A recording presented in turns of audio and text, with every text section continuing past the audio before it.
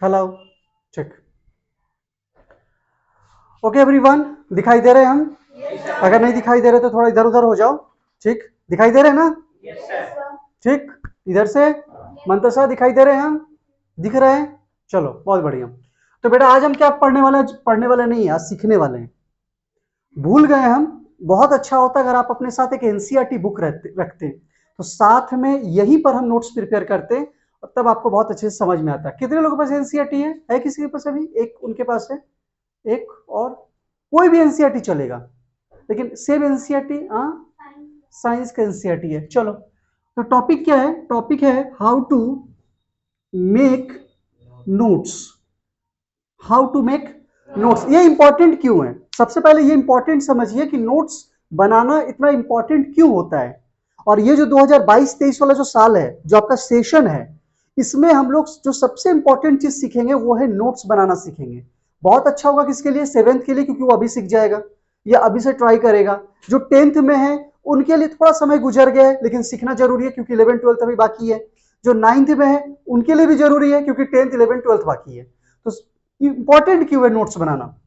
Notes बनाना important इसलिए है क्योंकि ये नोट्स जो तरीका है वो क्या करता है? सेव करता है। किसको सेव करता है? टाइम को सेव करता है। कोई नहीं है धरती पर जिसके घड़ी में 48 घंटा होगा, सबके घड़ी में 24 घंटा होने वाला है। ठीक है, तो इंपॉर्टेंट क्या है? Saving time. अब ऐसा हुआ कि हम यहां पर पढ़ाएं और पढ़ने के बाद आप घर गए और नोट्स बना रहे हैं तो पता चला कि 4 घंटा सिर्फ नोट्स में ही दे दिए आप। तो फिर रिवीजन कब होगा? या फिर अदर वर्क कब करेंगे? या फिर अगर हम बहुत ज्यादा पढ़ाना चाहें तो फिर हम कैसे पढ़ाएंगे? बहुत सारी चीजें हैं। तो नोट्स बनाने में अगर आप बहुत ज्यादा समय दे रहे हैं ना, तो फिर आप रिवाइज नहीं कर पाएंगे चीजों को, फिर आप समझ नहीं पाएंगे। नोट्स स्मार्टली होना चाहिए। स्मार्टली नोट्स का मतलब क्या? वही चीज आज हम लोग सीखेंगे कि नोट्स जो होगा वो स्मार्ट नोट्स होगा। स्मार्ट नोट्स बोलने का मतलब हम अगर हम नोट्स बनाए हैं तो समझ में सिर्फ हमको आएगा। समझ में सिर्फ हमको आएगा, मेरे किसी फ्रेंड को समझ में आने वाला है नहीं, लेकिन हमको सब कुछ समझ में आ रहा है और एग्जामिनेशन हॉल में जाएंगे तो हम पूरा डिटेल्स में लिख करके आएंगे। ऐसा नोट्स होना चाहिए। ठीक है, क्यों ऐसा होना चाहिए? ताकि आप रिवीजन तुरंत कर सके।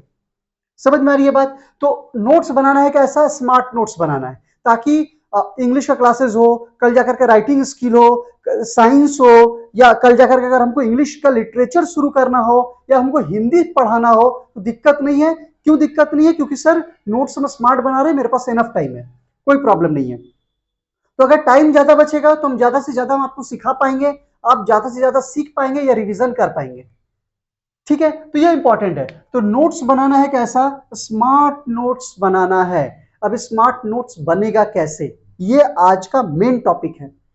ये आज आपको यहां बुला के बैठा के बताने का मेन टॉपिक है कि स्मार्ट नोट्स बनेगा कैसे। ठीक है, देखो दो तीन चीज तो इंपॉर्टेंट है। क्या है कि एक है जो एनसीईआरटी जो आपके पास है। ठीक है, ये एनसीईआरटी, एनसीईआरटी को कम से कम 3 बार पढ़ाना जरूरी है। जितना दूर भी हम पढ़ाएंगे 3 बार वो पढ़ाना जरूरी है। बिना पढ़े तो होगा नहीं। एक बार आप नॉर्मल पढ़ लिए, दूसरे बार जब आप रीड कर रहे हैं तो आप पेंसिल लेकर के रीड कर रहे हैं, और पेंसिल लेकर के क्या करना है वो इंपॉर्टेंट है, वहीं से स्मार्ट नोट्स प्रिपेयर होगा। ठीक है, और तीसरा बार पढ़ेंगे तो एक तरह का रिवीजन हो जाएगा। ये बहुत इंपॉर्टेंट है। दूसरी तरफ कि जब आप एग्जामिनेशन हॉल में जाते हैं, जब आप एग्जाम देने जाते हैं तो क्या नोट्स लेकर के जाते हैं? नहीं ना, आप अपना दिमाग लेकर जाते हैं। इसका मतलब क्या हुआ? इसका मतलब यह हुआ कि नोट से ज्यादा जरूरी यह है कि आपके दिमाग में कितना घुसा है वो चीज, आपके दिमाग में वो चीज कितना बैठा है। एग्जाम में नोट्स का क्या जरूरत है? आप कितना कलरफुल नोट्स बनाए हैं, इससे एग्जाम में क्या प्रॉब्लम है? इससे उस एग्जामिनर को क्या लेना देना है कि आप नोट्स कितने अच्छे से बनाए हैं? उसको लेना देना है कि आप कितने अच्छे से लिखे। ये इंपॉर्टेंट है और उसके लिए यहां रहना जरूरी है। तो इस बात को ध्यान में रखिएगा कि नोट्स आपका कहीं नहीं जाने वाला है। नोट्स आप ही के पास रहेगा। नोट्स आपका कहीं नहीं जाएगा, किसी भी एग्जाम्स में नोट्स नहीं जाएगा, और नहीं आपका नोट्स चेक होकर के किसी एग्जाम में नंबर मिलेगा, कुछ नहीं होगा। लेकिन नोट्स इसीलिए जरूरी है ताकि आप एग्जाम के समय में जल्दी से रिवाइज कर सके और यहां सब चीज आ जाए, इसीलिए इंपॉर्टेंट है नोट्स। तो एनसीईआरटी है, एनसीईआरटी को 3 बार पढ़ना है, एक बार नॉर्मली पढ़ना और एक बार पढ़ते समय हाथ में पेंसिल रखना है और क्या वर्कआउट करना है वो चीज आज हम लोग करेंगे। बकायदा कुछ हम आपको बना करके भी दिखाएंगे। ठीक है, तो चलो एक पॉइंट क्या है, सबसे पहला पॉइंट क्या है कि जब आप एनसीईआरटी पढ़ रहे, एक बार तो आप पढ़ लिए, मान लो हम कोई टॉपिक पढ़ाए हैं, वो टॉपिक आप घर गए, एनसीईआरटी निकाले और उस टॉपिक को पढ़ लिए, ठीक है। पढ़ने के बाद सबसे पहला काम क्या करना है, सबसे पहला काम करना है कि find out the topic, find out the topic. Topic क्या है, हेडिंग क्या होगा। मान लीजिए कि अगर हम क्लास 7 की बात करें, क्लास 7 का एक चैप्टर हो गया, चैप्टर में है न्यू किंग्स एंड किंगडम्स, था कि नहीं था? New Kings and kingdoms. अगर हम 9th की बात करें तो मान लो टॉपिक है फ्रेंच रिवॉल्यूशन, फ्रांस की क्रांति। अगर हम 10th की बात करें तो हो गया यूरोप में राष्ट्रवाद का उदय। ये सब टॉपिक है।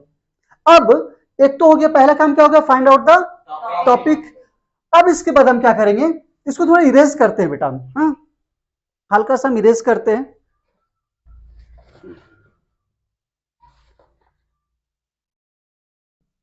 इसको इरेज करते हैं, चीजों को समझते जाइएगा, बस समझना ही है। और आज थोड़ा सा वर्कआउट भी करेंगे, और अब से नोट्स आप इसी तरह बनाएंगे, जो आप यहाँ पे सीख रहे हैं, जैसे सीख रहे हैं वैसे ही नोट्स बनाएंगे, लेकिन एग्जाम में पूरा लिख करके आएंगे। और नोट्स तो ऐसा होना चाहिए ना कि दोस्त अगर ले, फ्रेंड अगर ले, तो 4 गाली दे के वापस करे कि कुछ नहीं समझ में आ रहा, का तू बनाया, आलतू फालतू चीज धरा देता है हमको, समझ में ही नहीं आया उसको, कुछ एकदम कुछ नहीं समझ में आया, लेकिन आपको सब समझ में आ रहा है, और एग्जाम में गए आराम से लिख करके आ गए। तो ऐसा होना चाहिए। पहला नंबर क्या है, पहला नंबर है find out the topic.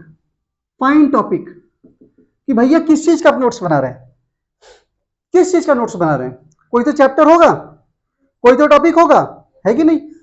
Chapter के अंदर भी टॉपिक्स होता है, हम हर बार लेते हैं। तो किस टॉपिक पर नोट्स बना रहे हैं, सबसे पहले टॉपिक आ जाओ। टॉपिक जैसे अगर हम 9th का हो तो फ्रांस की क्रांति, तो टॉपिक लिखेंगे फ्रांस की क्रांति, टॉपिक वही होगा।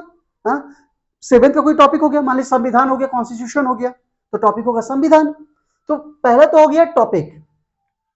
दूसरे नंबर पे अगर टॉपिक समझ में आ गया, कौन सा टॉपिक है मालूम चल गया, तो टॉपिक के बाद है आइडेंटिफाई कीवर्ड्स। ये सबसे इंपॉर्टेंट है, आइडेंटिफाई क्या, कीवर्ड्स। बेटा कीवर्ड रटना नहीं है, कीवर्ड आइडेंटिफाई करना है। कीवर्ड याद करना दुनिया का सबसे बड़ा बेवकूफी, मूर्ख, मूर्खों में पीएचडी अगर कोई कीवर्ड याद कर रहा है तो। कीवर्ड पहचानो, अगर हम कोई टॉपिक पढ़ रहे हैं तो टॉपिक पढ़ के कीवर्ड पहचानना, अभी हम लोग देखेंगे, एग्जांपल के थ्रू समझेंगे। कीवर्ड पहचानना, कीवर्ड का मतलब क्या होता है, कीवर्ड का मतलब होता है कि एक सेंटेंस, हम क्या पढ़े, एक सेंटेंस पढ़े, कीवर्ड का मतलब समझो, एक सेंटेंस पढ़े, एक वाक्य, हो सकता है वो वाक्य छोटा होगा, हो सकता है वो सेंटेंस बड़ा होगा, सेंटेंस सेंटेंस होता है।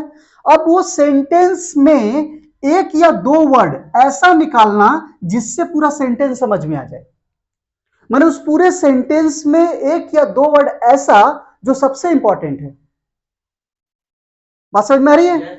एक या 2 वर्ड ऐसा निकालना जिस पर पूरा सेंटेंस डिपेंड करता है, उसको बोलते हैं हम लोग कीवर्ड। अब ये आइडेंटिफाई करना होगा, और यही इंपॉर्टेंट है। हर लाइन में जब आप एनसीईआरटी पढ़ेंगे, एक लाइन खत्म हुआ, कोई कीवर्ड है कि नहीं इसमें, दूसरा लाइन खत्म हुआ, कोई कीवर्ड है कि नहीं इसमें, तीसरा लाइन खत्म हुआ, कोई कीवर्ड है कि नहीं इसमें। तो हर लाइंस में कीवर्ड फाइंड आउट करना, आइडेंटिफाई करना, यह इंपॉर्टेंट है। यह चीज आपको अब सीखना पड़ेगा, और कीवर्ड पकड़ना होगा। कीवर्ड समझ में आ रही है? कीवर्ड। अब कीवर्ड अगर हम पकड़ लिए, तब तीसरा टॉपिक क्या है कि स्टार्ट हुकिंग। तीसरा टॉपिक क्या है, start hooking. Start hooking, hooking का मतलब होता है हुक लगाना। हुक मतलब एक वर्ड के नीचे एक वर्ड, एक वर्ड के नीचे एक वर्ड, हुक। वो कैसे लगेगा, वो लगेगा व्हाट, व्हाई, हाउ, ये सब चीज से लगेगा कि क्या, क्यों, कैसे। जब हम क्वेश्चन करना खुद से शुरू करेंगे तो हुकिंग लगना शुरू हो जाएगा। समझ में आ रही है? तो इस तरह से हमको नोट्स प्रिपेयर करना है। अब देखिए मजेदार चीज क्या होगा, अब इसमें जब हम नोट्स प्रिपेयर करेंगे तो क्या होगा, इसको देखो। चलो ये 3 पॉइंट आप लिखिए। 3 पॉइंट लिखिए, सुबह समझाएंगे कि क्या करना है इसमें।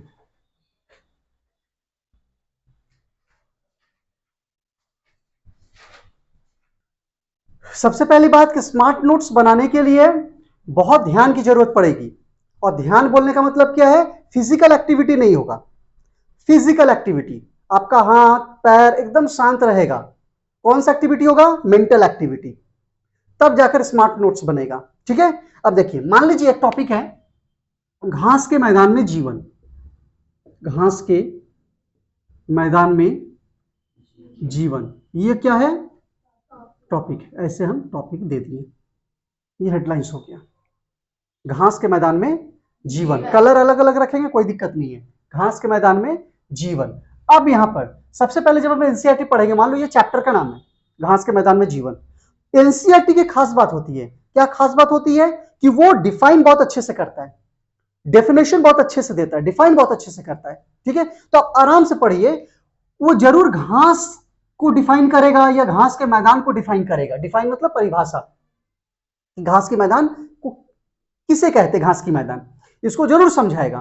तो वो जो समझाएगा घास की मैदान, मान लो लिखा, क्या लिखा, एक सेंटेंस हम बोल रहे हैं, सेंटेंस क्या वो लिखा कि घास की मैदान जो है वो, घास जो है वो बहुत बड़ी बड़ी पाई जाती है।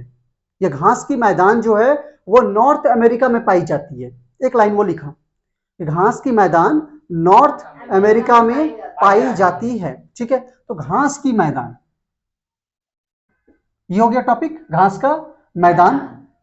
ठीक है, घास का मैदान, ये हो गया घास। ठीक, यहां पर आ जाइए, नॉर्थ अमेरिका। ये समझ में आ रही है। ये आपको सिंबल्स, इसको क्या बोलते हैं हम लोग, सिंबल्स। तो आपको सिंबल्स यूज करने होंगे, और वो सिंबल सिर्फ आप ही समझ पाएंगे और कोई नहीं समझ पाएगा। तो ये क्या हो गया, घास, और ये क्या हो गया, नॉर्थ अमेरिका। इसका मतलब क्या, कि जो घास का मैदान है कहां पाया जाता है, नॉर्थ अमेरिका। अब ये चीज सिर्फ और सिर्फ आप ही समझ पाएंगे, किसी दूसरे को कॉपी दे दो उसको समझ में ही नहीं आएगा कि क्या लिखा हुआ है। लेकिन आपको बखूबी समझ में आ रहा है कि घास का मैदान जो है वो नॉर्थ अमेरिका में पाया जाता है। दूसरी बात, मान लो एक सेंटेंस लिखा हुआ है कि ये पूरी दुनिया का 1/4 है। ये पूरी दुनिया का 1/4 समझ में आता है ना, 1/4।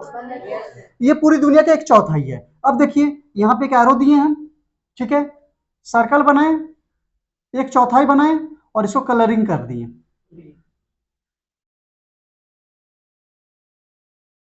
अब इसका मतलब क्या हुआ, इसका मतलब यह हुआ कि ये जो घास का मैदान है जो नॉर्थ अमेरिका में पाया जाता है वो कितना है, 1/4। ठीक है, समझ में आया। इस घास के मैदान में, इस घास के मैदान में क्या पाया जाता है, मान लो इस घास के मैदान में लिखा हुआ है कि इस घास के मैदान में हाथी पाया जाता है। इस घास के मैदान में हाथी करके एक सिंबल बना देंगे।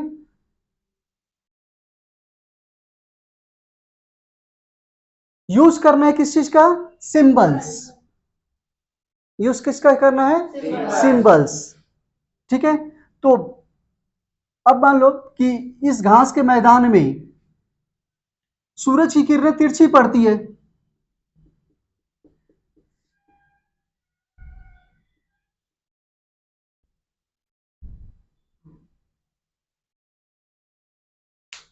अब समझ रहे हैं, हर लाइन का एक कीवर्ड, हर सेंटेंस में एक कीवर्ड, जिसको देखकर हम पूरा सेंटेंस हमको समझ में आ जा रहा है, और उस कीवर्ड को हमको दिखाना है कैसे, सिंबल के जरिए। समझ में आ रही है। ये होता है स्मार्ट नोट। बोलने का मतलब क्या है कि हम जितना क्लास में पढ़ाएंगे उसको इतना हैबिट हो जाए कि उस पूरे क्लास को हम एक पेज में बना के दिखा दें कि ये है सर आपका क्लास, सिंबल के जरिए। कुछ नहीं करना है, सिंबल। और जो जिसके बारे में बोल रहा है वो उसके नीचे चलता जाएगा, जिसको बोलते हैं हुकिंग। घास के मैदान के बारे में बात हो रही है तो जो बातें होंगी घास के मैदान के बारे में होगी। अब मान लो यहां पे हम एक घास बनाए, यहां पे एक घास बनाए और बोला गया कि इस घासों की जो ऊंचाइयां होती हैं, लंबाइयां होती हैं, वो 2 मीटर होती हैं। ऐसा सेंटेंस लिखा हुआ है। तो ये घास बनाए, यहां पे लंबाई दे दिए और बीच में लिख दिए हो गया, कहानी खत्म। दिखाई नहीं दे रहा है? इधर आ जाओ बेटा। ये चीज समझ में आ रही है आपको? समझ में आ रही है? सारे लोग देखो। तो अब जब आप एनसीईआरटी पढ़ेंगे ना, तो हर लाइन में क्या फाइंड आउट करेंगे? कीवर्ड। और उस कीवर्ड के जरिए आप सिंबल के जरिए पूरा का पूरा चैप्टर आप शो करेंगे। ठीक है? पूरा का पूरा चैप्टर। टारगेट क्या होना चाहिए? टारगेट होना चाहिए less word more information. Less word more information. कम से कम शब्दों में अधिक से अधिक जानकारी देना, यह नोट्स का टारगेट होना चाहिए। कम से कम शब्दों में अधिक से अधिक जानकारी देना, यह हमारे नोट्स का टारगेट होना चाहिए। समझ में आ रही है बात? वो कैसे हो पाएगा? दो चीज, एक कीवर्ड, हर सेंटेंस का एक कीवर्ड की सबसे इंपॉर्टेंट उसमें क्या लिखा हुआ है, ठीक, और उसको सिंबल्स के जरिए शो करना। ठीक है? सिंबल्स कैसे बैठाएंगे? Use your creativity. वो आपको यूज करना होगा। आपको ध्यान में रखना होगा कि ये सिंबल हम ही समझ पाएंगे और कोई नहीं समझने वाला है। नहीं समझ में आ रही है बात? आ रही है ना? कि इस सिंबल्स को सिर्फ हम ही समझ पाएंगे और कोई नहीं समझ पाएगा। ठीक है? तो कोशिश करना कि एक चैप्टर आ जाए एक पेज में, ऐसे करना है कि हम उस पेज को देखें और पूरा का पूरा चैप्टर का कहानी बता दें। कुछ करना ही नहीं है, लेकिन सिर्फ हम ही बता पाए। कोई अगर ले भी ना तो ले लो, दे दो, हाँ ले जाओ ले जाओ ले जाओ, कोई दिक्कत नहीं, तो ले जाओ। वापस वैसे करेगा ही नहीं। तो पहले आपको 4 को गाली देगा, उसके बाद वापस करेगा। लेकिन ये हम क्यों बोल रहे हैं? ये इसलिए बोल रहे हैं ताकि आप घर में ज्यादा नोट्स बनाने में समय ना बिताएं। नोट्स आपका जल्दी हो जाएगा, रिवाइज आपका एकदम परफेक्ट होगा और समय बचेगा। ठीक? और वो जो समय बचेगा ना, उसके बदले हम लोग अच्छी अच्छी जगहों पे उसको यूज कर सकते हैं। जैसे जब क्लास में हम लोग नोट टेस्ट लेंगे, तो टेस्ट में तो आप सिंबल नहीं बनाएंगे ना, टेस्ट में तो आप पूरा राइटिंग स्किल लिखेंगे, उसमें तो लिखने का तरीका आएगा। तो हम वहां पे ज्यादा समय देंगे। तो पता चलेगा कि एक टॉपिक पढ़ाए हैं, अब उस टॉपिक पे ही आप पूरा दिन भर लगे हुए हैं।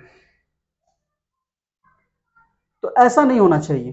ठीक है? तो आपको 2-3 चीज करना होगा। इससे क्या होगा? इससे आपको समझ आएगा। एक तो एनसीईआरटी आप लाइन बाय लाइन फॉलो करेंगे, क्योंकि आपको कीवर्ड छांटने हैं। ठीक है? तो जब दूसरी बार जब आप एनसीईआरटी पढ़ेंगे ना, तो पेंसिल लेकर बैठेंगे और हर कीवर्ड को अंडरलाइन करेंगे कि ये मेरा कीवर्ड है। जैसे एक लाइन बोलते हैं, उसमें आप कीवर्ड छांटो, एक लाइन हम बोल रहे हैं। ठीक है? सेंटेंस है कि ट्रॉपिकल जोन हम लोग पढ़े हैं ज्योग्राफी में। ठीक है? सेंटेंस हम बोल रहे हैं, ट्रॉपिकल जोन 23.5 डिग्री और 66.5 डिग्री, 66.5 डिग्री के 23.5 डिग्री नॉर्थ से 23.5 डिग्री साउथ के बीच में होता है। ये एक सेंटेंस बोले हम, ट्रॉपिकल जोन 23.5 डिग्री नॉर्थ और 23.5 डिग्री साउथ के बीच में होता है। अब इसका कीवर्ड बताओ।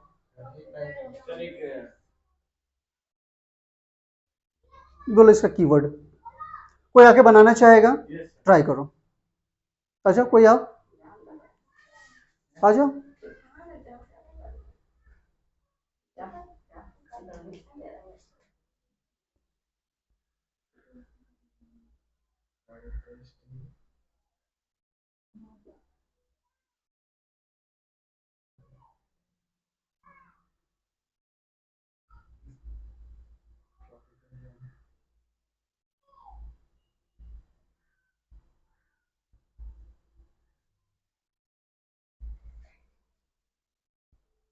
समझ में आ गई बात? अब इसको हम लिखते हैं कि ट्रॉपिकल जोन इतना डिग्री और इतना डिग्री के बीच में पाया जाता है। बचाएगा ना समय हमको? टाइम बचाएगा ना? बस यही टाइम बचाना है। और वो जो टाइम बचेगा, उस टाइम को हमको यूज करना है। क्यों? क्योंकि मेरे पास 24 घंटा है और इस 24 घंटे में हम ये बात नहीं बोल सकते हैं कि मेरा समय बीत गया, है कि नहीं? तो स्मार्टली काम करना होगा, ऐसे नोट्स बनाने होंगे। व्हाइट कॉपी तो सबके पास, आज तक तो हम लाइन कॉपी खरीदवाई नहीं है किसी को। व्हाइट कॉपी है, बस कॉपी का डायरेक्शन चेंज कर दीजिए, कॉपी का डायरेक्शन चेंज कर दो। अब आप जब नोट्स बनाएंगे ना तो कॉपी का डायरेक्शन ऐसे होगा,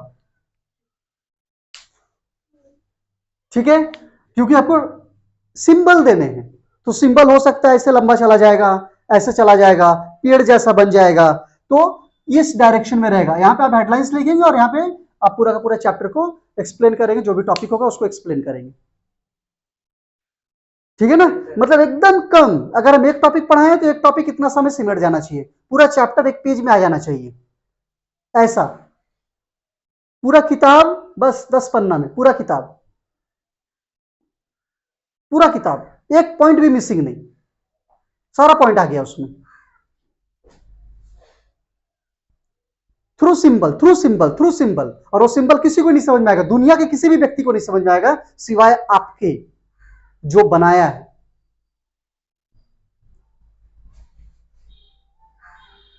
नहीं बुझा रहा है? समझ में आ गया ना? हाँ, ये नोट्स बनाने हैं, ऐसे नोट्स अब बनाने हैं। अब से कल से जब हम पढ़ाई शुरू करेंगे तो आप नोट्स इसी तरह बनाएंगे।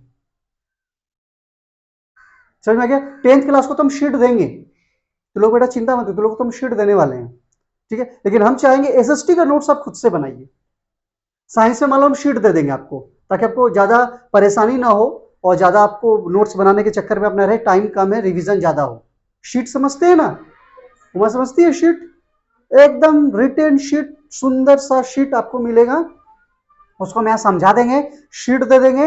आप चाहे तो शीट रख सकते हैं, सिर्फ कुछ करने का जरूरत नहीं है, बस उसी को लिखने का प्रैक्टिस कीजिए, वो ज्यादा अच्छा रह जाएगा, ठीक है? एसएसटी के लिए हम कोशिश, एसएसटी के लिए आप कोशिश कीजिए कि आप हिस्ट्री, ज्योग्राफी, पॉलिटी, इकोनॉमिक्स को जो भी हम पढ़ाएंगे यहाँ पे, जो भी समझाएंगे, उसको आप नोट्स बनाइए, वो ज्यादा अच्छा है।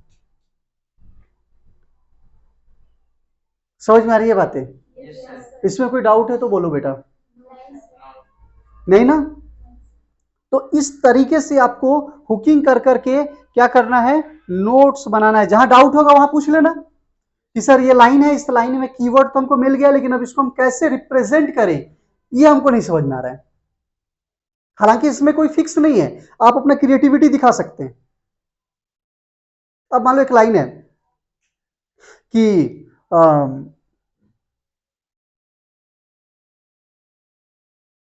गांव में एक आदमी बहुत पावरफुल है, ये लाइन है। अब इसमें कैसे करेंगे, दिमाग लगाओ और आ जाओ बोर्ड पे। गांव में एक आदमी बहुत पावरफुल है, इसको सिंबल के जरिए आपको दिखाना है। मान लो इस लाइन है, एकदम 2 वर्ड में, 2-3 में पूरा निपट जाना चाहिए मामला।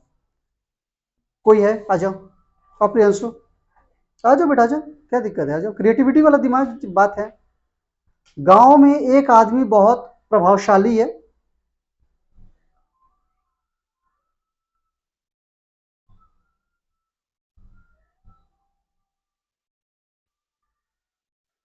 नहीं ठीक है वो, चलो ये मतलब क्या बनाए आप? हाँ, बॉडी, चलो ये भी एक ठीक है, लेकिन हम चाह रहे थोड़ा और छोटा हो, और वर्ड का जरूरत ना पड़े, ये वर्ड, वर्ड का जरूरत नहीं पड़े बेटा, डायग्राम देख के समझ में आ जाए। आया कोई और किसी का दिमाग काम कर रहा है? देखो जोड़ पड़ रहा है ना यहाँ पे, हाँ, यही चाहिए।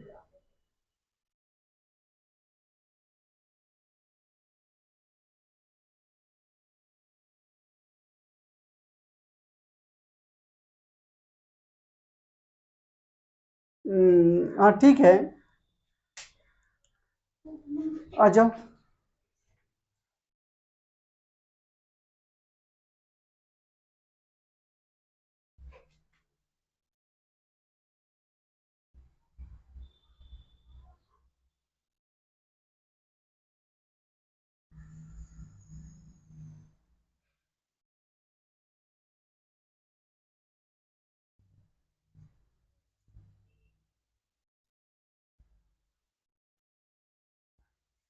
ये क्या हो गया? कि उसके पास पावर है। उसके पास पावर, ये सिंबल है आपका पावर का। नहीं ठीक, oh why are you laughing? हाँ ठीक है, ये एक व्यक्ति है और ये गांव का सिंबल हो गया। चलो बहुत बढ़िया। कुछ भी आप दे सकते हैं, कुछ भी आप दे सकते हैं। मान लो एक गांव बना दिया आप, ऐसे गोल घेरा जरूर घेर दीजिएगा। मान लो गांव बना दिया, गांव में घर होते हैं ना ढेर सारे, ठीक है, गांव हो गया। गांव में क्या है, एक आदमी है और वो क्या है, बहुत पावरफुल है। पावरफुल बोलने का मतलब क्या है? पावरफुल बोलने का मतलब है, इसके नीचे आप कर सकते हैं क्या, एक आदमी झुका हुआ है। कैसे बनता है मूछ, कैसे बनता है पावरफुल वाला? ऐसे चाचा चौधरी टाइप का, दिस, हाँ दिस, ऐसे ऐसे ऐसे, हाँ घुमा दे ना भाई, जितना घुमाना घुमा दे। बोलने का मतलब है कि ऐसे आप ही समझेंगे, दुनिया का कोई ताकत नहीं समझ पाएगा। समझ में आ रही है ना? हाँ, तो ये नोट्स, तो अब से यहां पर तन्मय अकेडमी में नोट्स का पैटर्न थोड़ा बदलेगा। सब में होगा बेटा, सब में, किसी भी बुक में, कोई भी एनसीईआरटी बुक उठा ले, सब में होगा। आप सेंटेंस पढ़िए, सेंटेंस का कीवर्ड होगा, और वो कीवर्ड बोलने का मतलब है कि एक या दो शब्द जो पूरे सेंटेंस पे डिपेंड करता है, वही मेन हीरो है, और उसी को आपको डायग्राम सिंबल देना है। इसमें क्या होगा कि पूरा पैराग्राफ इतना समय आ जाएगा, पूरा चैप्टर आधा पेज में आ जाएगा। इससे आपको क्या होगा कि जब आप रिवीजन करेंगे ना, तो आप तुरंत देख लेंगे क्या क्या मेन मामला है। बाकी तो हम लोग यहाँ प्रैक्टिस करेंगे, तो थोड़ा मेहनत लगेगा, ठीक है, इतना आसान तो नहीं है, दिमाग आपका खर्चा होगा, और सबसे बड़ी बात है कि आपका माइंड क्रिएटिव बनेगा, सोचेगा कि क्या करें हम, ठीक है। तो ज्यादा नहीं, कल हम पढ़ाएंगे, तो एक दो दिन ट्राई करो और बताओ कि कैसा लग रहा है, ठीक, कितना टाइम टेकन हो रहा है। एक बार एनसीईआरटी पढ़ना है, कोई भी टॉपिक पढ़ाएंगे, एक बार एनसीईआरटी नॉर्मल पढ़िए, दूसरा बार जब एनसीईआरटी पढ़िएगा तो पेंसिल लेके बैठिए, पेंसिल लेके बैठिए, कीवर्ड को अंडरलाइन कीजिए, ठीक है, और साथ ही साथ डायग्राम बनाते चलिए, एकदम एक भी लाइन नहीं छूटना चाहिए। कीवर्ड लेके बैठिए, एकदम कीवर्ड फाइंड आउट कीजिए, ये कीवर्ड है, ये कीवर्ड है, ये कीवर्ड है, और डायग्राम साथ में बनाते चलिए, फुल कंसंट्रेशन के साथ। बुझाया? ट्रायल के लिए आज घर जाना, कोई टॉपिक पिछले पीछे पढ़ाए होंगे हम, आप पढ़ाए होंगे ना परी, कोई एक टॉपिक उठा लो एनसीईआरटी का, चाहे वो हिस्ट्री का हो, ज्योग्राफी का हो, सिविक्स का हो, कुछ भी उठा लो, और उठाने के बाद क्या करना है, उसको डायग्राम सिंबल के जरिए दिखाना है। ज्योग्राफी में मैपिंग आएगा, मैपिंग दे दो, पूरे चैप्टर में अगर मैपिंग का कहानी है, मैपिंग दे दीजिए। नदी बोल रहा नदी बना दे, पहाड़ बोल रहा पहाड़ बना दे। बोलने का मतलब क्या है, लेस वर्ड मोर इंफॉर्मेशन, कम शब्दों में अधिक जानकारी हम कैसे दें, ये मेरे नोट्स का मेन मामला है, ठीक। तो कल सारे लोग एक एक पेज में, व्हाइट पेज में एक अच्छा सा नोट बना करके सबमिट करना। सुबह में, सुबह में तो आप लोग आते ही हैं, सुबह में, आज रात में थोड़ा इस पर वर्कआउट कीजिए, बड़ा इंटरेस्टिंग चीज है, हाँ, और फर्स्ट टाइम आपके एरिया में ये हो रहा है, फर्स्ट टाइम।